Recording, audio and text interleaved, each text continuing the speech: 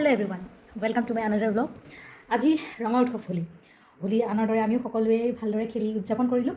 এতিয়া ৰাতি যিসকলে খেলিছিলে তেওঁলোকৰ সৈতে আজি এটা ভোজ ভাতৰ অনুষ্ঠান আমি আয়োজন কৰিছোঁ ঘৰতে। আৰু আমাৰ ঘৰত হৈছে যেতিয়া আমিতো অকণমান বেছিকৈ কাম কৰিবলগীয়া হৈছে। প্ৰথমৰখিনি দেখুৱাব নহ'লেই মানে ভিডিঅ'ই কৰিবলৈ নহ'ল, কাৰণ সকলোৱে কামতে লাগি থাকিলোঁ। এতিয়া পিছৰখিনি হ'লেও আপোনালোকক অকণমান দেখুৱাবলৈ চেষ্টা কৰিম। আহকচোন মোৰ সৈতে চাওক ব্লগটি। মোৰ ভাগত পৰিছে ভাত বনোৱা। এয়া ভাত বনাই আছোঁ, ইফালে চিটি মাৰি আছে। আৰু বাকীসকলে কি কৰিছে আপোনালোকক দেখুৱাম। এতিয়া এয়া পৰি লৈ আছে, মানুহজনে বাহুক খুৱাই আছে। আৰু আজি খানাটো যিহেতু ফাগুনৰ বতাহত যিহেতু বাহিৰত বনাবলৈ পৰা নাই, সেইকাৰণে ওপৰতে আয়োজন কৰিছে। চাওক তেওঁলোকে কি কৰি আছে। আমাৰ কাম চলি আছে ঘৰৰ, মিস্ত্ৰী লাগি আছে। ইয়াত টাইলছ লগোৱা হোৱা নাই, ইয়াত ওপৰত যিহেতু হৈছে ইয়াতে আমি খানাটো আয়োজন কৰিছোঁ।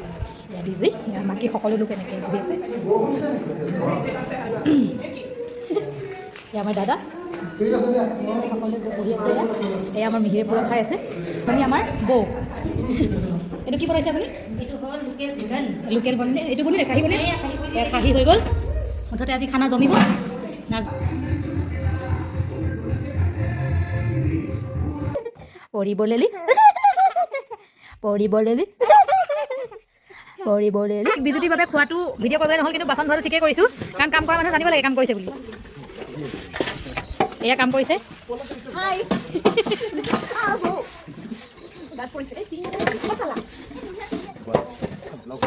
দাদা বহুত ফূৰ্তি।